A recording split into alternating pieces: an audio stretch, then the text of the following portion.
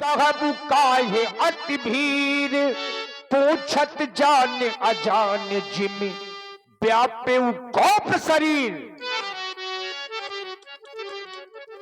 ये बात अब अखाड़ा खुला रहेगा। शिरोधाज, ऐसा नहीं है कि तेरे नगर को मैंने पहली बार देखा हो। ये वही नगर था जब जब मैंने इस नगर को देखा, मैंने यहाँ आचार्य देखे, संत देखे, विद्वान देखे, लेकिन आज इस मिथिला में महिपाल, इन राजाओं के आने का क्या कारण है? शिरध्वज, शीघ्रम बद। देखो गद्दों के साज बिछे, देखो केलों के स्तंभ गड़े, ये दुनिया भर के हाथ बनीपत क्यों नजर यहाँ पर आते हैं? बोलो शिरध्वज, कई कारण आए महिपाल, शीघ्रम बद, कई कारण आए महिपाल। समाचार कही जनक सुनाए, यही कारण मही पे सब आए। इन महिपालों के आने का सिर्फ एक कारण है महाप्रभु राजन, और कारण है मेरी बेटी सीता। सीता का भला इस भीड़ से क्या संबंध? उठा लिया आज का सीता ने, ये देख के धीरज छूट गया, और जिस पर मैंने ये प्रण कर डाला, और जिसमें ये आज को टूटे गया। सुनत बचन फिर अनत निहारे, देखे चाप खंड मही डारे।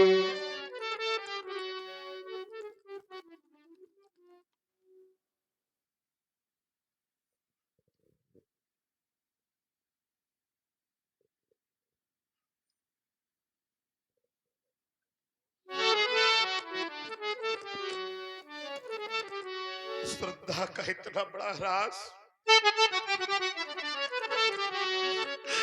श्रद्धा की इतनी बड़ी अवनति परशुराम ने अपने जीवन में आज से पहले कभी नहीं देखी, कभी कभी नहीं देखी। सोचो, जिसे मैंने भगवान शंकर के वामहस्त पर देखा, जिसे मैंने गुरुतुल्य मानकर अनवरत जिसकी पूजा की हो, जिसे मैंने मैया गबरा की गोद पर वात्सल्य पाते देखा हो, जिसे मैंने कैलाश की उत्तुंग शिखाओं पर गजानन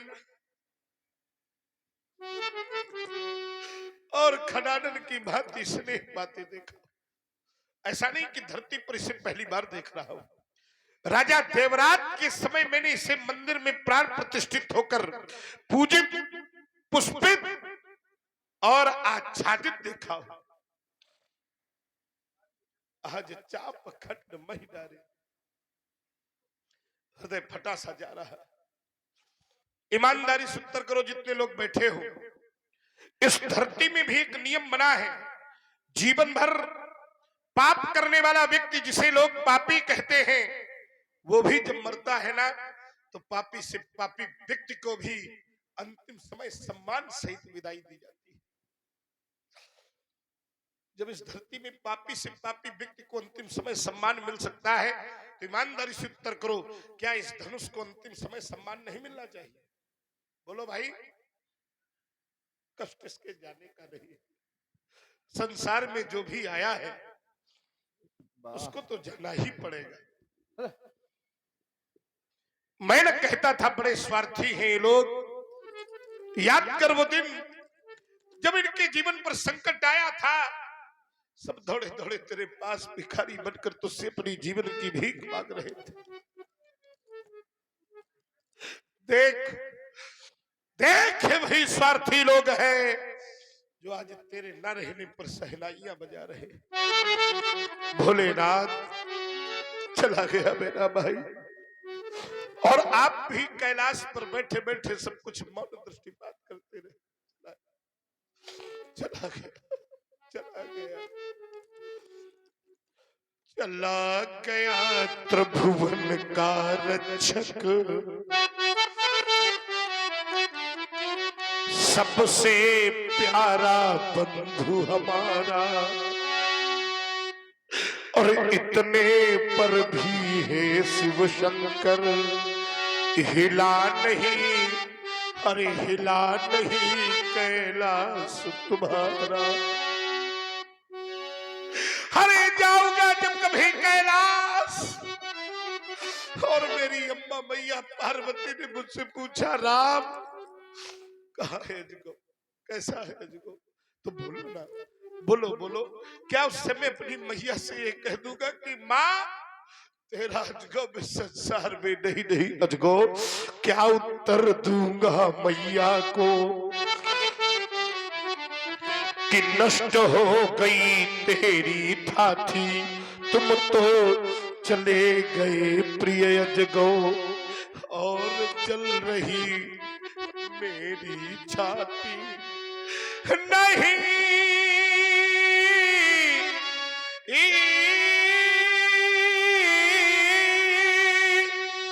सहन होता है भैया, कुछ समय में भी निधन तुम्हारा। और इतने पर भी है शिव शंकर हिला नहीं कैलाश तुम्हारा। ऐसा नहीं है कि मैंने तेरे अस्तित्व को नहीं जाना था अजगो। कौन था तू? हरे आशुतोष के प्राण प्यारे, गौरा माँ के आंख के तारे, है दुर्गति हो गई तुम्हारी।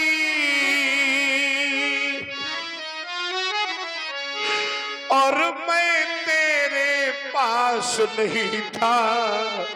बोलो बोलो अजगो, क्या मुझ पर विश्वास नहीं था?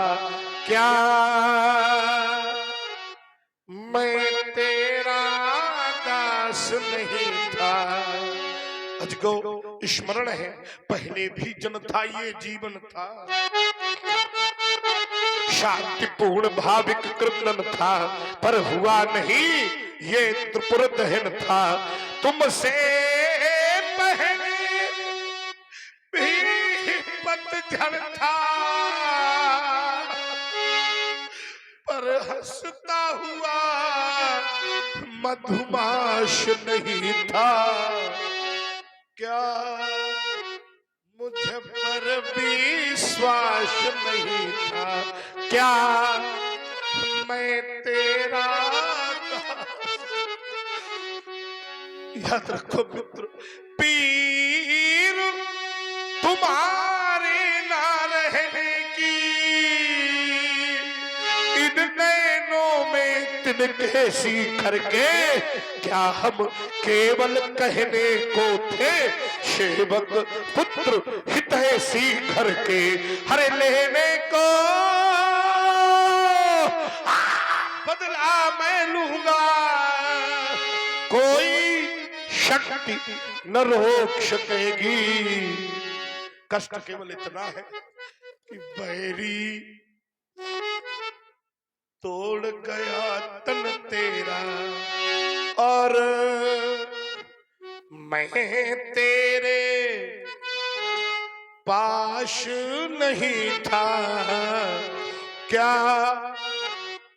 मुझ पर विश्वास नहीं था? क्या मैं तेरा सहन करो अजगो, विश्वास मानो, नहीं छोड़ा जाएगा कोई भी छत्री महिपाल, नहीं छोड़ा जाएगा आज कोई भी राजा, और नहीं छोड़ा जाएगा आज सबसे पहले ये राजा। अतिरिस बोले बचन कठोरा, कहू जड़ कहू जड़ जनक के धनुष के ही तो। मूर्ख, बोलता क्यों नहीं है? बोल कह तोरा, बोल कह तोरा। साल के ही तो अगर आज तूने मौत धारण करके अपने जीवन को बचाने का प्रयास किया, तेरे जीवन की अंतिम भूल होगी। कैसे?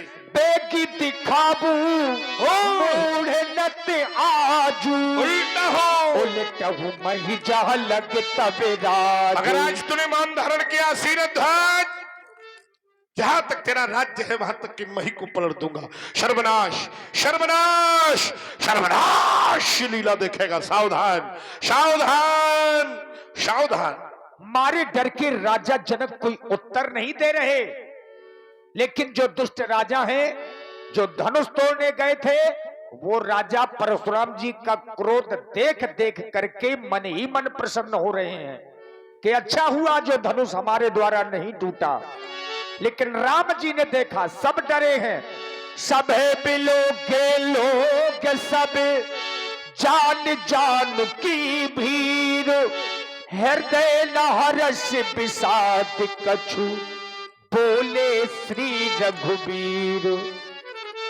प्रातस्मरणीय राघव, जगत वंदनीय राघवेंद्र, क्षमा के स्वरूप तीनों पर दया करने वाले राम, भगवान शंकर के धनुष का खंडन करने वाला कौन है?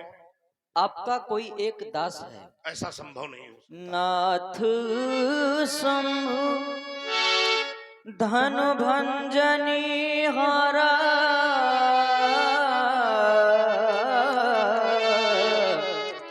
होई क्यों एक दास तुम्हारा, शिव धनुष तोड़ने वाला ही कौन है? कोई शिव प्यारा ही होगा, जिसने ऐसा यह कार्य किया, वह दास तुम्हारा ही होगा। राम है कृपा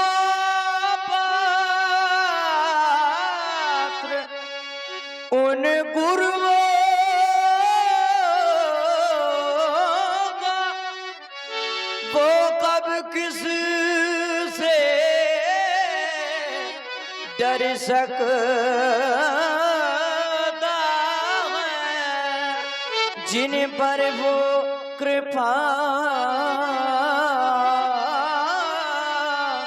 ब्राह्मणों की, ये कार्य वही कर सकता है। आयसु का आयसु का आयसु का कहीं यकीन मोही, बार बार मुनि बिन तो। कहें भगवान, इस दास के लिए क्या आदेश है? राघवेंद्र, तुम्हारी वाणी ने हमारे जीवन पर संशय विपिन का द्वार खोल दिया। एक और तुम कहते हो धनुष तोड़ने वाला दास है। मेरी दृष्टि जब खंड पर जाती है तो इसको इस दुर्दशा में पहुंचाने वाला दास कैसे हो सकता है? नेत्र कहते हैं कार्य अपराध का है, वाणी राम की कहती है कि वो दास है। अच्छा, ईमानदारी से उत्तर करो।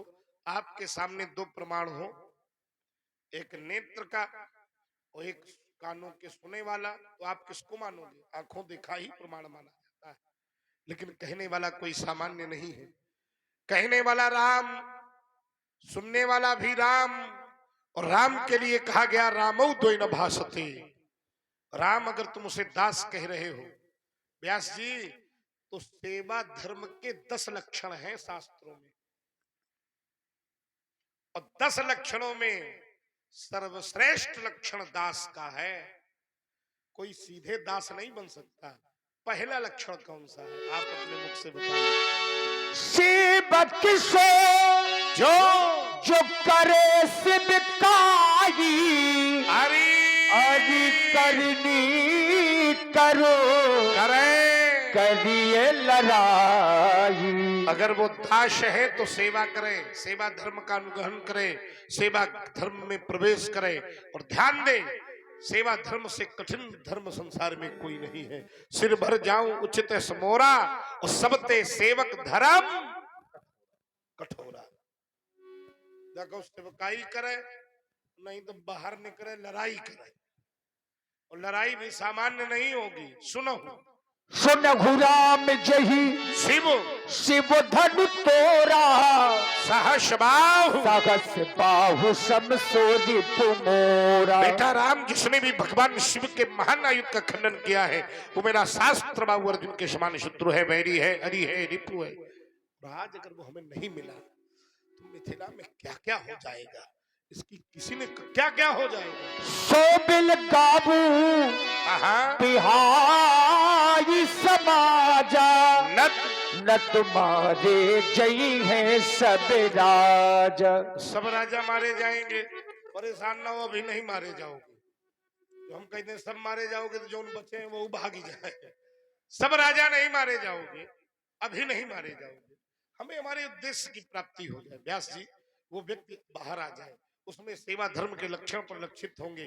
परशुराम आज भरी सभा में उसको स्वीकार करके निकले बाहर। अभी बुला रहे हैं, निकले तो भी लगाओ, बुला दो, आज तुम्हें गंगा की सौगंध है। बुला दो, अब कहा हो तो बुला ही दो। सो भी लगाओ बिहाई समाजा। अगर वो अलग नहीं हो रहा तो आप लोग उसको छोड़कर अलग हो जाइए। और ऐसा भी न किया गया तो विवश होकर आज 22वीं बार ये परशु हाथ में धारण करके इसका प्रहार करना पड़ेगा। 21 बार जब जब चला तो बचा कोई नहीं है, तो विश्वास मानना 22वीं बार भी चलाना पड़ा तो बचेगा कोई नहीं। न तुम्हारे जई है सब सब सब राजा, लेकिन कब? जब धनुष तोड़ने वाला अलग नहीं होगा तब। सुनी मुनि बचनो लखन मुस्काने,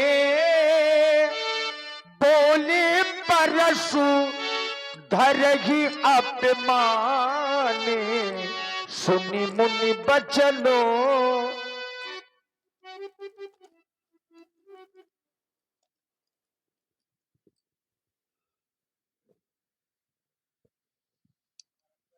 सुना आप सभी लोगों ने धनुष तोड़ने वाले के विरोध में श्री परशुराम जी ने एक घोषणा कर दी। जय शिव धनु तोरा, साहस बाहु समसोरी पुमोरा, सो बिलगाऊ बिहाई समाजा, और न तुम्हारे जई हैं सब राजा। धनुष तोड़ने वाला सो, थोड़ा ट्रेवल डालो गेम बढ़ाओ। धनुष तोड़ने वाला सो, बिलगाऊ अलग कर दिया जाए। और धनुष तोड़ने वाला यदि समाज से अलग न किया गया तो समस्या फिर राजाओं के ऊपर है, और राजाओं में भी 1-2 राजा न मारे जाएंगे। कह रहे हैं न तुम्हारे जई हैं सब। बढ़िया दंड विधान है, अच्छी न्याय संहिता है।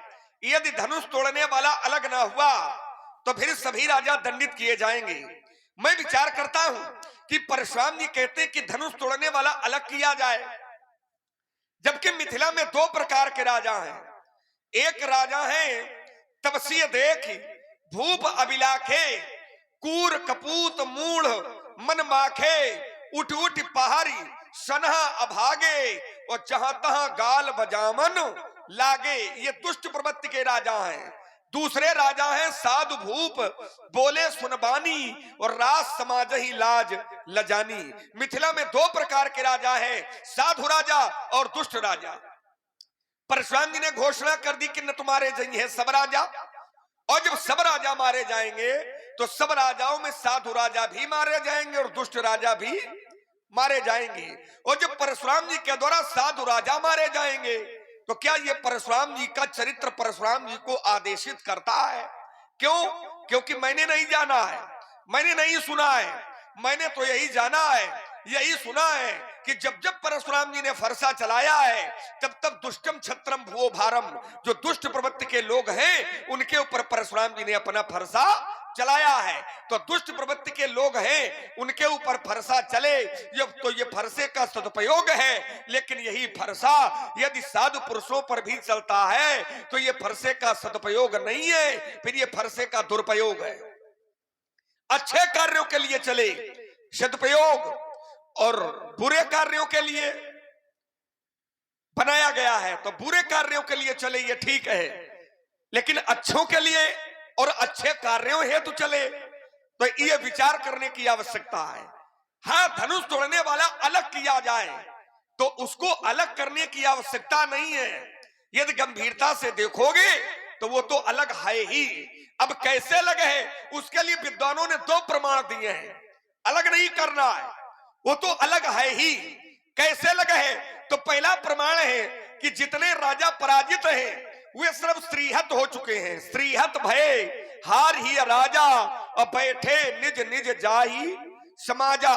जितने राजा पराजित हैं वे स्त्रीहत हैं, उनकी स्त्री चली गई है, और जो विजेता है तोड़ने वाला है उसके नाम में स्त्री जुड़ गई है। अब यह स्त्री कहां जुड़ी है? यदि इस पर चिंतन कर लिया जाए तो धनुष तोड़ने वाला कौन है, मेरी दृष्टि में फिर पूछने की कोई आवश्यकता नहीं है। दूसरा प्रमाण है, आचार्यों ने कहा धनुष तोड़ने वाला अलग है। कहा हाँ, कहा कैसे? कहा वैसे अलग है जैसे तारों के बीच में चंद्रमा, राज समाज विराजत रूरे और उडगन महु जन जुग विदु पूरे। उडगन, उडगन कहते हैं तारों को। धनुष तोड़ने वाला इन राजाओं के बीच में बैठा है। कैसे बैठा है? जैसे तारों के बीच में चंद्रमा।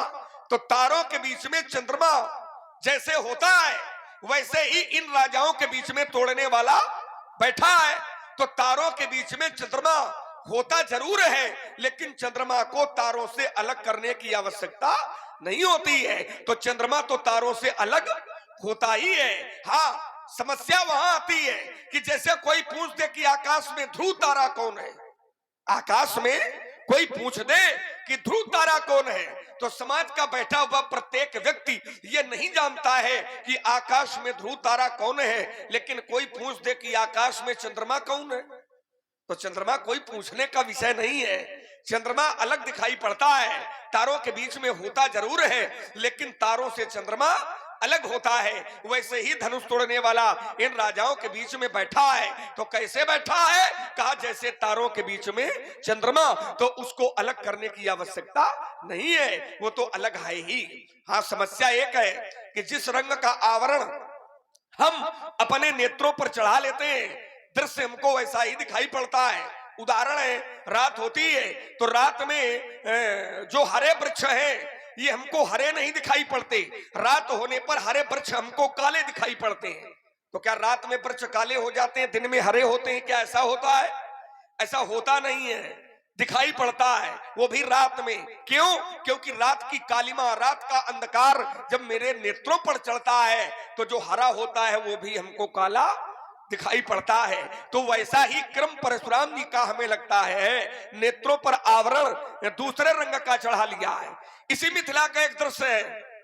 इसी मिथिला में जिस समय एक महापुरुष आया तो लोगों की भावना का पर्दा, रंग का पर्दा भिन्न भिन्न था। तो दृश्य एक है, दृश्य वही है, लेकिन जब पर्दा अलग अलग रंग का हो गया है तो दृश्य भी उन्हें अलग अलग रंग का ही दिखाई पड़ा है। जिस समय एक व्यक्तित्व मिथिला में आया और जिस समय उस व्यक्तित्व को दुष्ट राजाओं ने देखा तो आचार्यों ने प्रमाण दिया कि रहे असुर छल छोनिप बेखा, तो तीन प्रभु प्रकट काल सम देखा। उन्हें वो व्यक्तित्व काल की तरह दिखाई पड़ा। लेकिन उसी व्यक्तित्व को जिस समय जनक जी ने देखा तो सहित विदेह बिलोकहि रानी शिशु सम प्रीति न जाही बखानी। उसी दृश्य को जिस समय जनक के सगे संबंधियों ने देखा तो जनक जाति अवलोकहि कैसे, तो सजन सगे प्रिय लागहि जैसे। कहने का भाव ये है कि जिस रंग का पर्दा हम अपने नेत्रों पर चढ़ाएंगे, काला चढ़ाएंगे तो दृश्य काला दिखाई पड़ेगा, हरा चढ़ाएंगे तो दृश्य हरा दिखाई पड़ेगा, श्वेत चढ़ाएंगे तो दृश्य श्वेत दिखाई देगा, और यदि लाल रंग का पर्दा चढ़ाएंगे तो दृश्य हमको लाल ही दिखाई पड़ेगा। और इसी बात की पुष्टि आचार्य प्रवर ने भी की है कि जाकी रही भावना जैसी, तो प्रभु मूरत देखी तिन तैसी। पंडित जी प्रणाम। प्रसन्न, वाह, प्रसन्न रहो बेटे। अच्छा, औ महाराज जी सकुशल मंगल। इतना बिगड़ैल लड़का है। शंकर जी का धनुष टूटा पड़ा है, हमसे कुशलता और कोई मंगल। बात नहीं, जो टूट गया तो टूट गया, आप क्या पछताए होत है जब चिड़िया चुग गई खेत। अब कोई अर्थ नहीं है। और रही बात क्रोध कर रहे हो तो लगता है धनुष टूट गया इसीलिए क्रोध कर रहे हो। तो एक बात बता दें, यदि क्रोध का करना धनुष का टूटना है, धनुष टूट गया इसलिए क्रोध कर रहे हो, तो फिर बहु धनु ही तोड़ी लड़काई। लड़काई में हमने बहुत तोड़ी है, और जब बहुत तोड़ी तब कबहू ना सरिस असरिस कसरिस असरिस। जैसा रिस आज कर रहे हो, ये रिस कभी नहीं किया। कब? जब लड़काई में हमने तोड़ी तब। तो क्या धनुष के प्रति ममता चलोगा का कहूं? हाँ, यह है बहुत सुंदर। यही धनु पर ममता, इस धनुष पर ममता का हेतु क्या है, कारण क्या है, व्यक्त करें पूज्यपाद प्रातः स्मरण। इसमें 99 लगाओ, 99 वाला।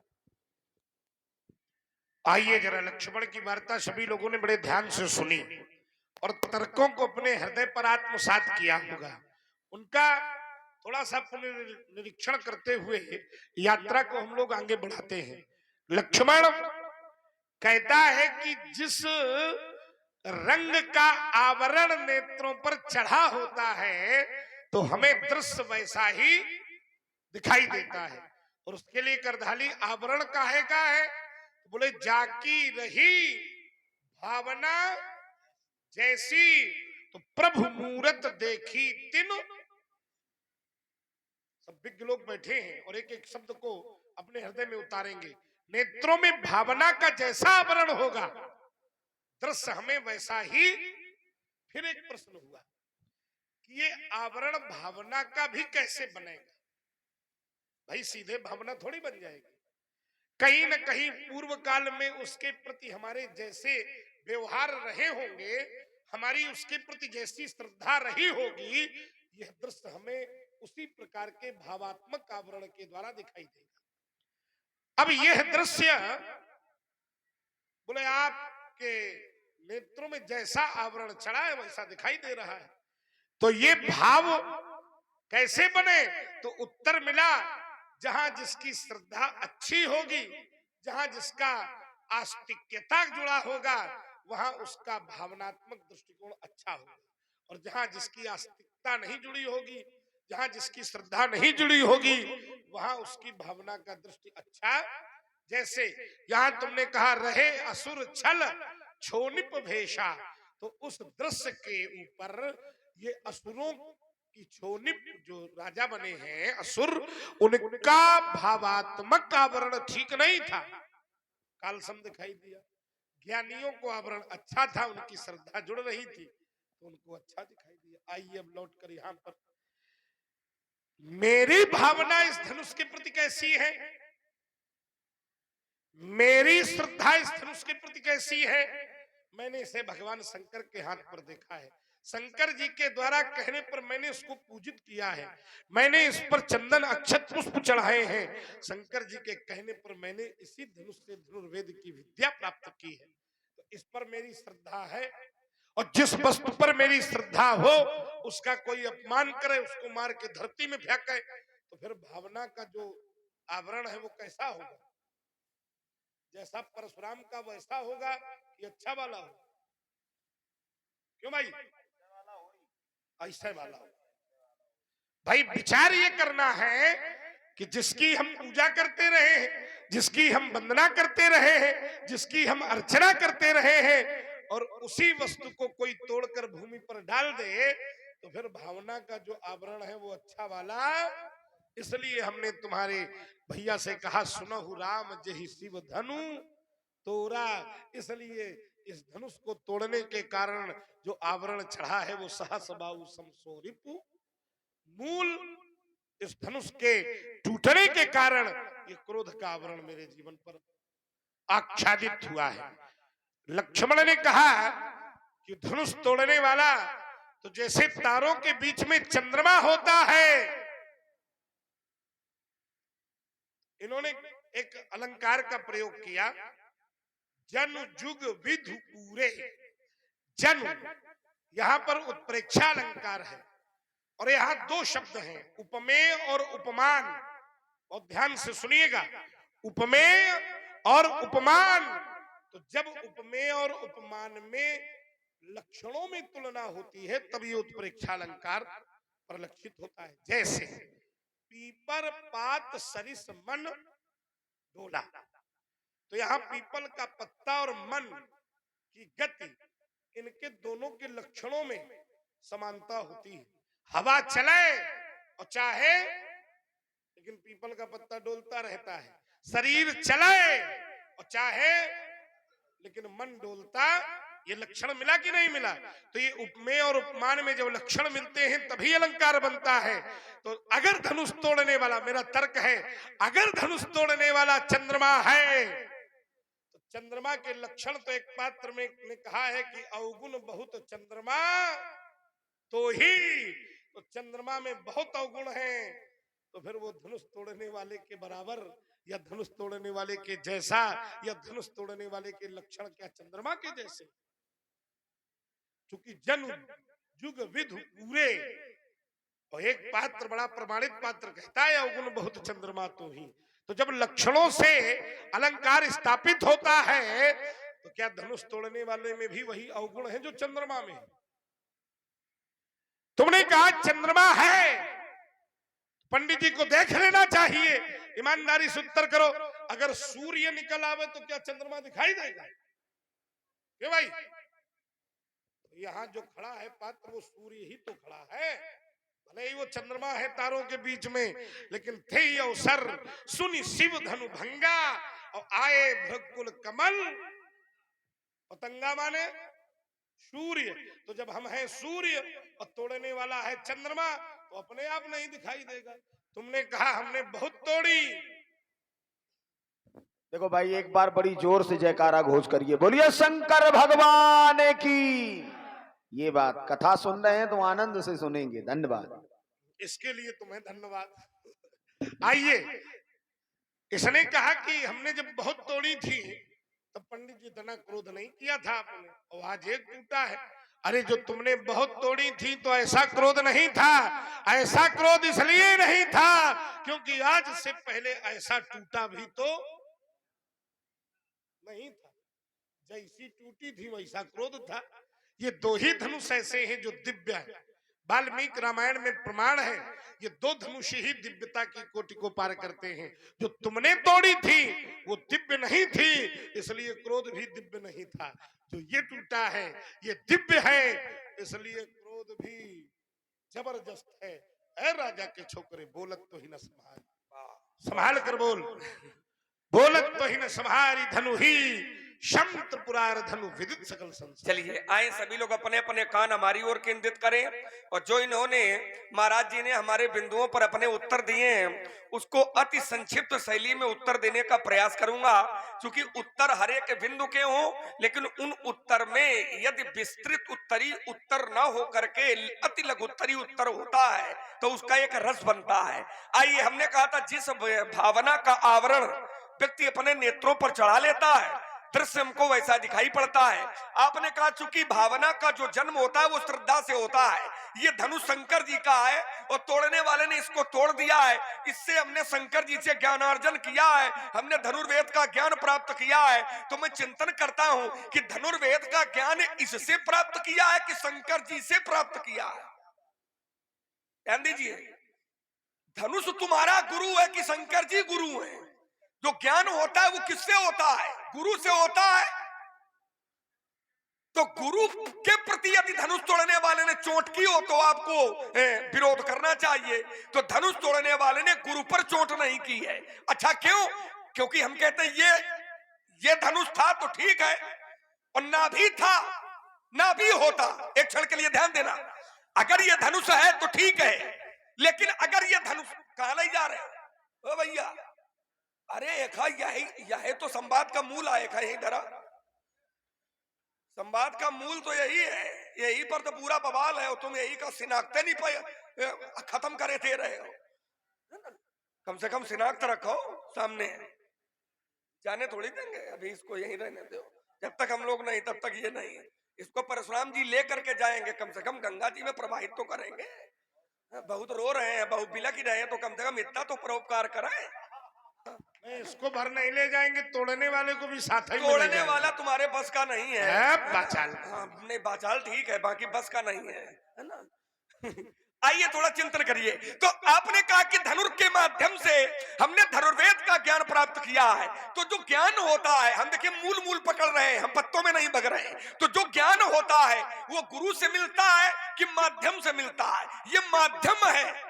धनुष ज्ञान प्राप्त कराने का ये माध्यम है। तो माध्यम से ज्ञान नहीं मिलता है, ज्ञान गुरु से मिलता है। और उसके लिए एक दोहा भी है कि गुरु बिन होए कि ज्ञान, बिना गुरु के ज्ञान नहीं होता है। हम कहते हैं ये धनुष है तो ठीक है, अगर ये धनुष न होता तो क्या शंकर जी तुम्हें ज्ञान कराने में सामर्थ्यवान नहीं थे? शंकर जी अपने आप में पूर्ण है। तुम समर्थ सर्वज्ञ शिव सकल कला गुण धाम योग्य ज्ञान वैराग्य निधि। वो ज्ञान और वैराग्य के भंडार है, वो निधि है। तो ये धनुष होता तब भी तुम्हें ज्ञान मिलता, वो ये धनुष ना होता तब भी तुम्हें ज्ञान मिलता। पहला तर्क। दूसरा तर्क, अगर ये शंकर जी का है और शंकर जी का प्रेम इस धनुष से, तो शंकर जी अगर चाहते तो ये धनुष बच जाता। क्योंकि शंकर जी की बिना इच्छा के, शंकर जी की बिना सम्मत के कोई भी व्यक्ति किसी के प्राणों का हरण नहीं कर सकता है। क्योंकि त्रिदेवों का जिस समय निर्माण हुआ ब्रह्म के द्वारा, तो त्रिदेवों को एक एक कार्य सौंपा गया। कौन सा कार्य? कहा तपबल प्रपंच रचय विधाता। तपबल के माध्यम से ब्रह्मा इस सृष्टि का निर्माण करेंगे। तपबल विष्णु सकल जगत्राता। तपबल के माध्यम से भगवान विष्णु सारे संसार का भरण पोषण करेंगे। शंकर जी कहा तपबल शंभु करहि संहारा। तपबल के माध्यम से शंकर जी सृष्टि का संहार करेंगे। तो शंकर जी ये संहारक देवता, और संहार बिना शंकर जी की सम्मति के संभव नहीं है। अच्छा, वैसे भी शंकर जी की कृपा जिसके ऊपर हो तो उसका काल भी कुछ नहीं बिगाड़ सकता है। और देखिए बहुत ही सुंदर पर है ना कि ये वही है जिससे बराबरी होती है। जैसे 105 पढ़ रहा हूं, शास्त्र ने कहा कि उल्टा नाम जपति जग जाना और वाल्मीकि भय ब्रह्म समाना। वाल्मीकि जी ब्रह्म के समान है। अब इसका क्या अर्थ निकालोगे? क्या वाल्मीकि जी ब्रह्म है? ध्यान दीजिए, वाल्मीकि भय ब्रह्म समाना। तो वाल्मीकि जी ब्रह्म के समान है, ब्रह्म के बराबर है, लेकिन वाल्मीकि जी ब्रह्म नहीं। क्या बात है, बहुत सुंदर प्रस्तुति आप लोग सुन रहे हैं। ये हमारे प्रमोद कुमार जी राजपूत जो सिवनी डेरा से ही हैं, उनकी ओर से 100 पुष्प मुद्राएं। ये बिल्कुल सत्य है कि एक जैसे तो हैं लेकिन ये वही नहीं है, ये जरूरी नहीं है। बहुत सुंदर प्रस्तुति। एक उदाहरण परशुराम जी के चरित्र से हम दे रहे हैं। परशुराम जी के कंधे बैलों की तरह है। वृषभ कंध उर्बाहु विशाला चारु जनेऊ मार मृग छाला। परशुराम जी के जो कंधे हैं वो कैसे हैं? तो आचार्यों ने कहा वृषभ कंध, वृषभ के बराबर, मतलब बैल के जैसे। बैल के जैसे है, बैल नहीं है, समझिए, बैल के जैसे है। वृषभ कंद उर्बाहु विशाला और चारु जनेऊ मार मृग छाला। तो परशुराम जी के जो कंधे हैं वो बैलों की तरह है। तरह होना और वही होना अंतर होता है। तो तोड़ने वाला चंद्रमा की तरह है, चंद्रमा नहीं है। जो आपने ये कहा कि अवगुण बहुत चंद्रमा तो ही, वो तरह है, तरह है। एक उदाहरण और दे दूं कहो तो? चलो आगे दूंगा अगर कोई बात फंसेगी तो। आपने कहा कि तोड़ने वाले ने धनुष को तोड़ करके बड़ा गलत किया, हमारी श्रद्धा का खंडन किया है। तो तुम्हारी श्रद्धा बहुत सस्ती है का मतलब? अरे महाराज, हमारे जाना और सुनो देव सब धनुष समाना। अपेक्षा आपसे भी है कि उत्तर समाज शैली में यदि होगा तो थोड़ा रस बनेगा, लोगों की संख्या कम है इसलिए हम कह रहे हैं। देखिए, मुख्य बिंदु चंद्रमा पर आकर रुक गया। और मैंने कदापि एक बार भी ये नहीं कहा था कि धनुष तोड़ने वाला चंद्रमा है। अगर मैंने ये कहा होता तो तुम्हारा ये तर्क यहाँ पर ठीक ठीक प्रत्युत्तर होता। मैंने कहा था कि लक्षणों की बराबरी होना ये चंद्रमा होने का गुण नहीं है। जैसे परशुराम के कंधे बैल की तरह हैं। क्यों है? क्योंकि लक्षण मिल रहे हैं। क्या लक्षण मिल रहा है? बैल के कंधे भी संसार में सबसे मजबूत होते हैं, ये लक्षण है। और परशुराम के कंधे भी शास्त्रकार को मजबूत दिखाई दिए, इसलिए सब कंधे। वही मैंने कहा था कि अगर धनुष तोड़ने वाला चंद्रमा है, चंद्रमा जैसा है, तो चंद्रमा में लक्षण है अवगुण का। ये चंद्रमा का स्वरूप नहीं है। महीन तर्क है, इसको समझना पड़ेगा। अवगुण चंद्रमा का लक्षण है, ना कि अवगुण चंद्रमा का स्वरूप है। क्यों भाई? ये अवगुण होना स्वरूप है कि लक्षण? बहुत सोच में पड़े हो, फंस गए, उसको समझो। तो ये जो लक्षण है ये स्वरूप नहीं है, ये गुण है। और जब तक गुण मिलेगी नहीं तब तक अलंकार की सिद्धि होगी नहीं। फिर मैं एक उदाहरण दे रहा हूं। सोहत ओढ़े पीत पट श्याम सलोने गात मनहु नील मणि शैल पर आतप पर्यो प्रभात। लक्षणों की तुलना हो रही है। तो मेरा तर्क ये था, मैंने ये नहीं कहा था कि धनुष तोड़ने वाला चंद्रमा है। मैंने कहा था कि वो चंद्रमा जैसा है। तो एक महापुरुष कहता है कि अवगुण बहुत चंद्रमा तो ही, ये लक्षण है, ये चंद्रमा का वास्तविक स्वरूप नहीं है, ये लक्षण है चंद्रमा के। तो धनुष तोड़ने वाले में भी क्या ये लक्षण है और नहीं है? तो फिर आखिर किस लक्षण के तहत उसकी तुलना, उसकी समता, उसकी संभावना चंद्रमा और धनुष तोड़ने वाले के साथ हो रही है? विचार करिएगा। ये तर्क था हमारा। हमने ये नहीं कहा था कि धनुष तोड़ने वाला चंद्रमा है। चंद्रमा जैसा होना और चंद्रमा होना इसमें अंतर है, ये सबको दिखाई देता है। तो मैंने कहा था अगर चंद्रमा जैसा है तो फिर लक्षणों में मेल है क्या? तुमने उदाहरण दिया उल्टा नाम। देखो ईमानदार है, तुम्हारा ये उदाहरण हमको हृदयग्राही लगा। उल्टा नाम जपत जग जाना वाल्मीकि भय ब्रह्म समाना।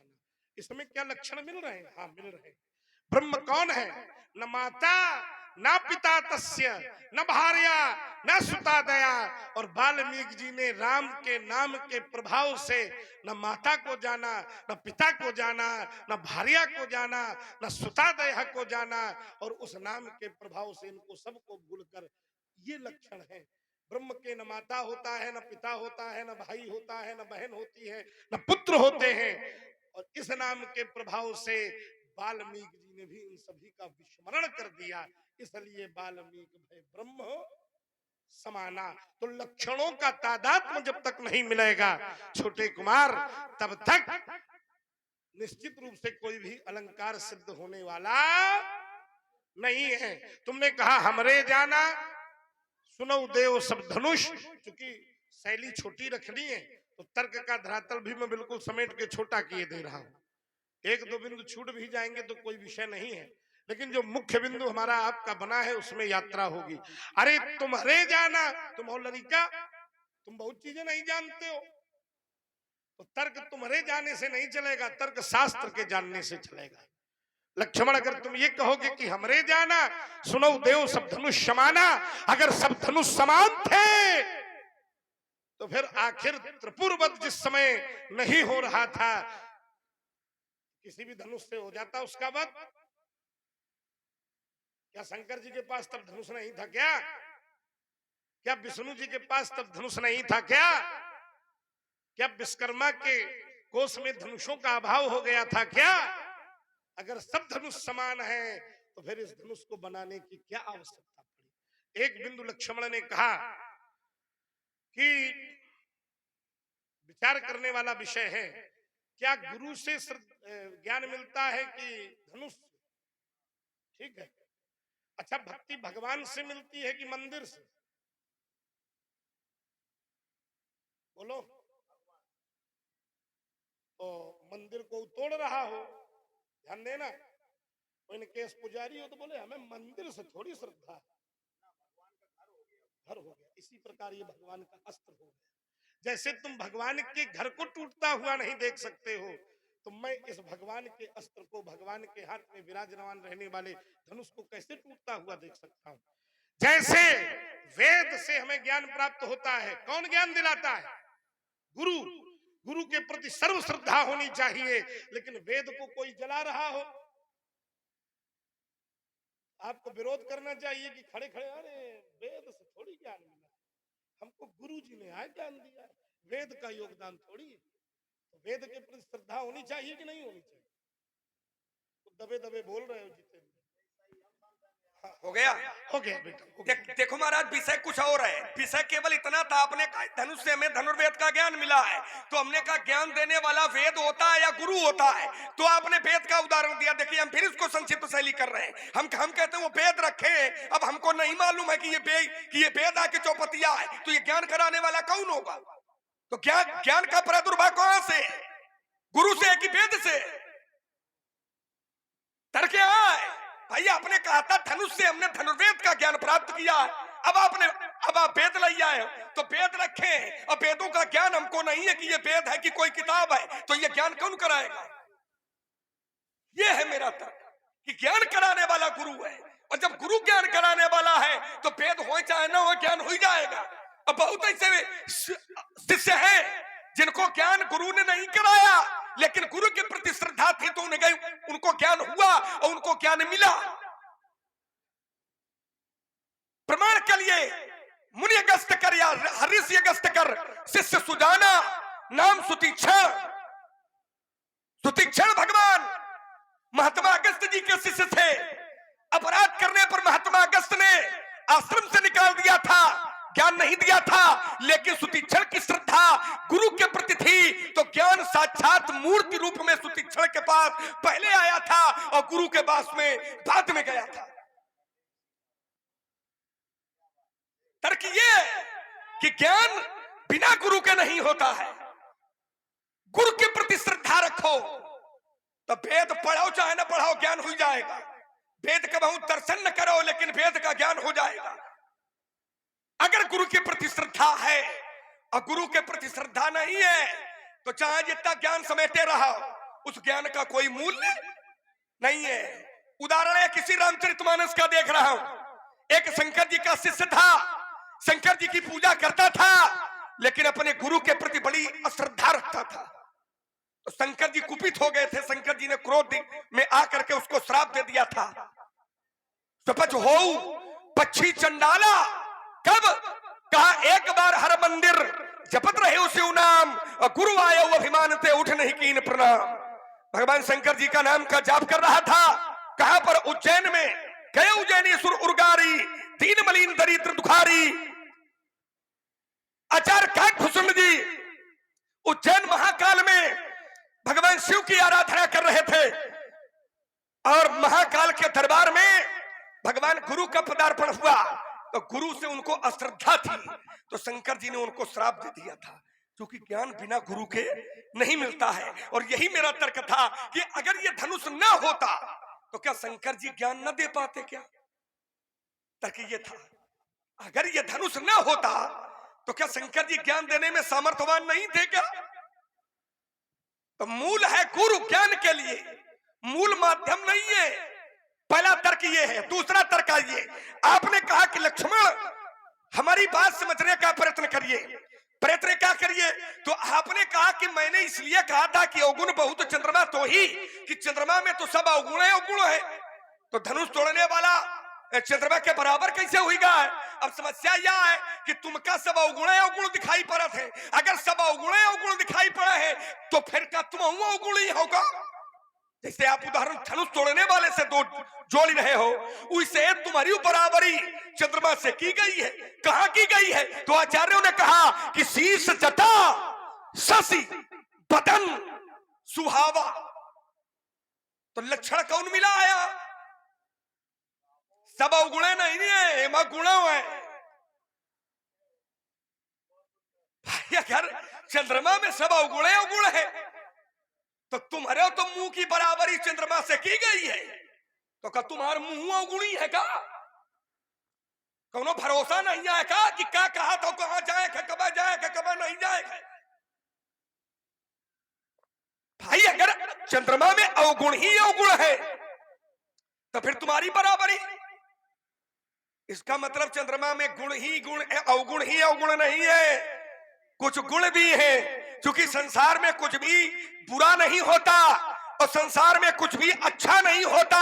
संगति अगर अच्छे से हो जाए तो बुराई अच्छाई बन जाती है, और संगति यदि बुरे लोगों से हो गई है तो अच्छाई भी बुराई बन जाती है। एक दोहा पढ़ रहा हूं रामचरितमानस का। आचार्यों ने कहा, गृह भेषज जल पवन पट पाई कुजोग सुजोग, तो होई सुबस्तु कुबस्तु जग लखई सुलक्षण लोग। जैसे घर है तो घर कोई अच्छा बुरा नहीं होता है, घर में रहने वाला व्यक्ति भी यदि अच्छा है तो घर अच्छा हो जाता है, और घर में रहने वाला व्यक्ति यदि बुरा है तो घर बुरा हो जाता है। औषधि औषधि औषधि भी अच्छी बुरी नहीं होती है। किसी चतुर चिकित्सक से ले तो रोगी का रोग खत्म कर देगी, और कोनो खड़िया पलटन से ले तो रोगी ही खत्म हो जाएगी। पवन हवा, हवा भी अच्छी बुरी नहीं होती है। यदि हवा फुलवारी से गुजरेगी तो वो हवा सुगंध देगी, लेकिन वही हवा कहीं मरा हुआ जानवर पड़ा है, यदि वहां से गुजरेगी तो वही हवा दुर्गंध देगी। इसलिए कहने का भाव ये है कि चंद्रमा में सब अवगुण अवगुण नहीं है। अगर चंद्रमा में सब अवगुण अवगुण न होते, अवगुण अवगुण ही होते, तो फिर तुम्हारी मुंह की बराबरी फिर चंद्रमा से मानसकार न करता। तो जौन सा लक्षण आप में और चंद्रमा में मिला है, वही लक्षण धनुष तोड़ने वाले में और चंद्रमा में मिला है। तो जैसे आप चंद्रमा नहीं हो, वैसे तोड़ने वाला चंद्रमा नहीं है। अब लक्षण कौन मिला है? अब ये चौपाई पढ़ने से कुछ ना कुछ तो समझ ही गए होंगे कि लक्षण कौन है। तो जो लक्षण आप में है वही लक्षण उसमें है। तो कौन सा लक्षण ऐसा देखा है मानसकार ने कि आपकी बराबरी चंद्रमा से की है और तोड़ने वाले की बराबरी चंद्रमा से की है? तो जिस लक्षण के आधार पर धनुष तोड़ने वाले की बराबरी चंद्रमा से मानसकार ने की, वो आपकी बराबरी की है, तो वो लक्षण गुण है या अवगुण है, ये मैं जानना चाहता हूं। चलिए, पहले तो एक